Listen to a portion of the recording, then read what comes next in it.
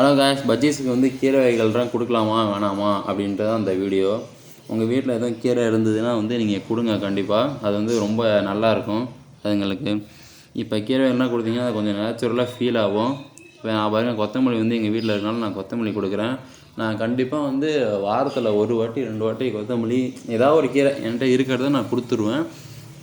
அது இல்லாமல் பார்த்தீங்கன்னா நான் தண்ணியே வச்சுருக்க மாட்டேன் கைஸ். நான் வந்து வேறு ஏதாவது சீட்ஸு இந்த மாதிரி வேறு ஏதாவது கொடுத்துட்டே தான் இருப்பேன். இப்போ வந்து எங்கள் ஊரில் பார்த்தீங்கன்னா இப்போ மக்காச்சோளம் வந்து அதிகமாக போட்டிருப்பாங்க. அதனால் மக்காச்சோளம் அடிக்கடி கொடுப்பேன். அது வந்து சூப்பராக சாப்பிடும். அதை சாப்பிட்றது வீடியோ வேணும்னா சொல்லுங்கள், கமெண்ட் பாக்ஸில் கமெண்ட் பண்ணுங்கள். நான் வந்து அடுத்தது கூட ஒரு வீடியோ போடுறேன் அதை பற்றி. இந்த ப்ளூ பாருங்கள், அது மேலே அதை பாருங்க, நான் பயந்துட்டு மேலே போய் உட்காந்துக்குது. ஃபோனை பக்கத்தில் கொண்டு வருவோம். இந்த கொத்தமல்லி கொடுத்தா வந்து அதுக்கு ரொம்ப ஆனால் சந்தோஷமாக இருக்குது. ஆக்சுவலாக இது வந்து விட்டமின் ஏ இருக்கனால அது ஸ்கின் வந்து நல்லா ஷைனிங்காக இருக்கும்.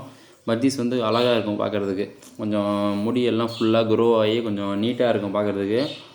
நீங்கள் வந்து கொஞ்சம் இந்த மாதிரி கீரை எல்லாம் கொடுத்தீங்கன்னா கொஞ்சம் அதுக்கு கொஞ்சம் ஸ்ட்ரெஸ் இருக்காது. அது பாருங்கள், இதை விட்டு தினையை தின்னுட்டுருக்கு. ஆக்சுவலாக வந்து தினையாக ஃபுல்லாக வைக்க மாட்டேன். நீங்களும் அப்படி வைக்காதீங்க. தனியாக எப்போதும் வச்சுட்டே இருந்தீங்கன்னா அதுக்கே கொஞ்சம் பஜ்ஜீஸே கொஞ்சம் வீக் ஆகிரும். சீக்கிரம் வந்து அது டெத் ஆகிரும். அதனால் வேறு கொடுங்க.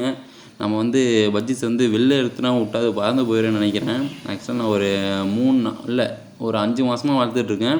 இன்னும் நான் டேர்ம் பண்ணவே இல்லை. பஜ்ஜீஸ் வந்து நான் என் கையில் வந்து குந்துன மாதிரி இந்த மாதிரி எதுவும் பண்ணது கிடையாது. வெளில விட்டால் ஆக்சுவலாக பறந்து போயிடும்.